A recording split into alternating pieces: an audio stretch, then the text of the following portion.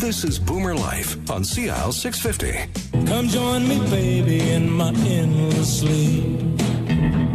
And welcome back to the program. We're talking about getting a good night's sleep. If you sleep better, you live better. The SnoreDentist, Dr. Charnel Muir, is my guest. Now, we haven't even touched on where you are located and how people can access you, either through your North Vancouver location or other locations. So you are based in North Vancouver. Right. So my main practice is in North Vancouver at 700 Marine Drive, which is the Five Corners, if people know North Vancouver. And I'm kitty corner from the very famous Oasis car wash. A beautiful new building, too. It is. It's a new construction, and it's a green building. So it's very interesting being in it.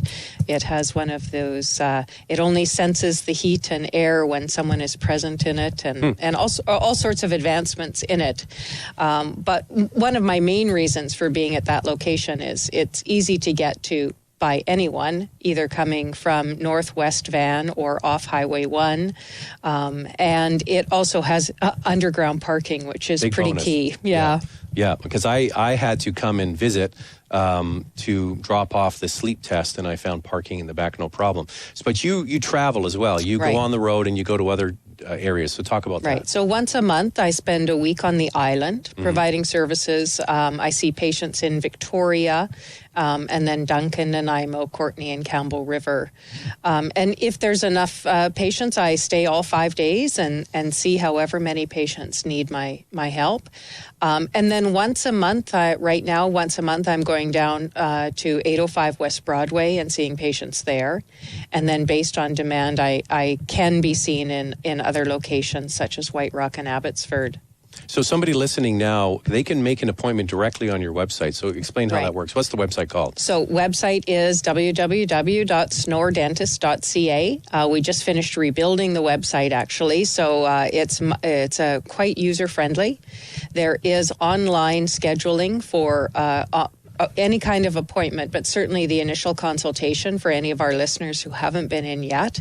They can go onto the website, they can look at the calendar, pick a day that works for them, schedule themselves. Isn't that nice? Because usually when you call a doctor's office, it's like, no, can't have that date. No. So you can book in advance. While you're looking at your own calendar and say, okay, well, this day works for me. Good, it works for her. Okay, I'm going to book myself in. That's very handy. Right. So, and a lot of our patients that come from not in North and West Vancouver will try to find those middle of the day appointments so that they're not in either of the rush hour traffic zones as you know, we know in Vancouver can be challenging.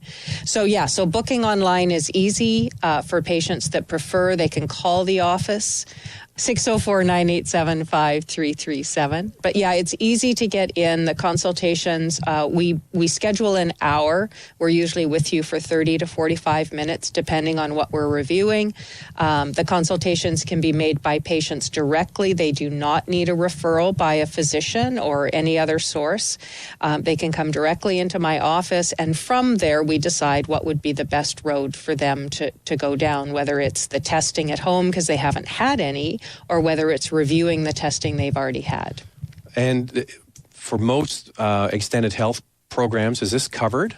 So it is covered. The consultation is actually no charge, though. So you can come into the office. There's no charge for you whether you have extended health plan or not. MSP does not cover any therapy for snoring or sleep apnea. It doesn't cover the oral appliance therapy or the CPAP.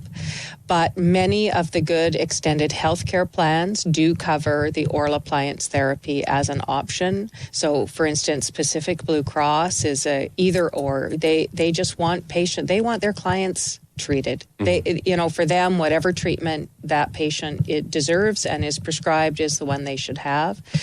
We also have great coverage through different companies, Green Shield, Desjardins, and so we're working towards that with all of the major carriers right now, and most of them now are on board. Because I guess it saves them money in the long haul if they're not on blood pressure medication and all these things, right? Yeah, so the goal is to be preventative, to treat the condition that is then causing the other health problems that they're customers and policyholders are trying to treat, like AFib and high blood pressure and type 2 diabetes and all of these things that can be connected to having sleep apnea. All right. So it all basically starts with the test. Yes. So when someone comes to see you, the first thing you're going to do is send them home with the sleep test. With the monitor, With the monitor, yeah. right? And I did this because you've been in and we've been talking about this, and I'm like the perfect candidate, the right age. I snore, all those sorts of things. And it's interesting because I fill out the questionnaire and it says, "Are you tired?" But then I was like, I travel so much and I'm in so many different time zones. I'm tired. But is it because of that, or I'm not getting a good night's sleep? And I don't really have a problem sleeping. I typically go to sleep and get a good night's sleep. So yeah, and it seems that a lot of our population tired is normal now. Mm-hmm. Like they're running one or two jobs, they're running between kids events, they're trying to get, they're the cliche of burning the candle at both ends type of thing. So unfortunately, tired is our new normal for a lot of people. What we're trying to determine is whether there's something that we can help with the sleep quality that might be adding to being tired because you're busy. So I did this a home sleep kit, and I put the band on around my chest. Yep. Put the cannulas, as you mentioned, just underneath your nose.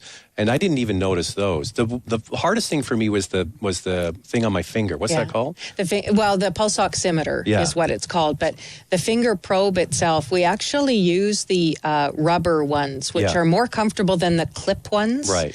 Which are the ones often used in hospitals. But they still can be bothersome on some fingers. Some people will find it causes discomfort at the nail bed area or on the finger itself.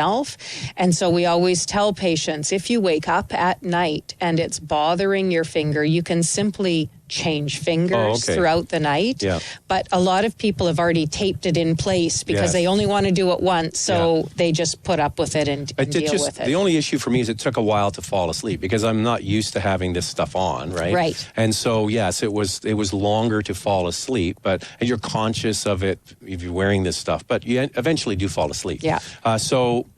And I think a lot of people as well may artificially maybe sleep on their back a little bit more because they're aware of the monitor on them or the cannula at their nose. So some patients might, unconsciously sleep on their back a little more than they would normally at night. But that's fine. We need that back data anyway because it gives us a good idea of how they're breathing when they're on their back. And people snore more on their back? They can. Yeah, some people do. Some people don't. But it can be because of the whole gravity nature of the mouth falling open and the jaw falling back and the tissues getting closer that way. But I was exactly what you mentioned. I just wanted to get it done. Yeah. And you had been coming in saying, "Come on, Zach, we have to do the test." Yeah. And I said, "Okay, give it to me." You brought one in here to the station, and I took it home and dropped it off the next day. So where are we with my snoring and my sleep apnea? So what we measured, so I'll go over some basic numbers first. We actually recorded from about 10 o'clock at night to 7:30 in the morning.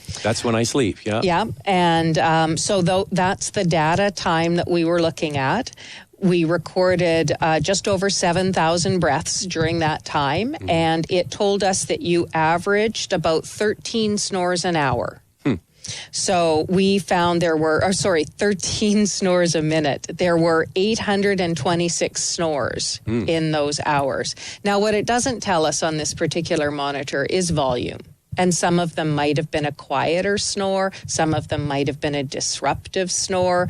But we're just looking at the actual medical condition of snoring, not the social disruption of the snoring. That's mostly reported by bed partners and spouses. So we did record there was snoring, and of note, the snoring was pretty consistent throughout the night, and there were clusters of it. And those clusters didn't seem to be related to any particular position. So you may have been more of a positional snorer in the past, but this night you snored in almost all positions.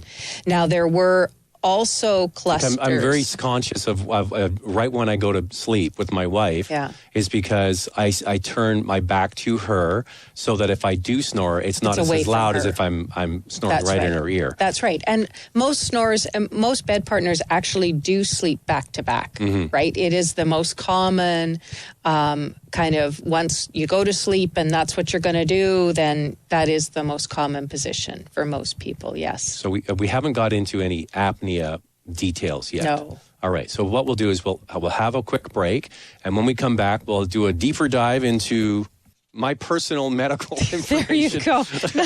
Nothing like announcing to the public, right? Well, I know I snore, like I've heard it from the family, but we'll find out more about that next on CL 650. Celebrating the baby boomer lifestyle. This is Boomer Life on CL 650.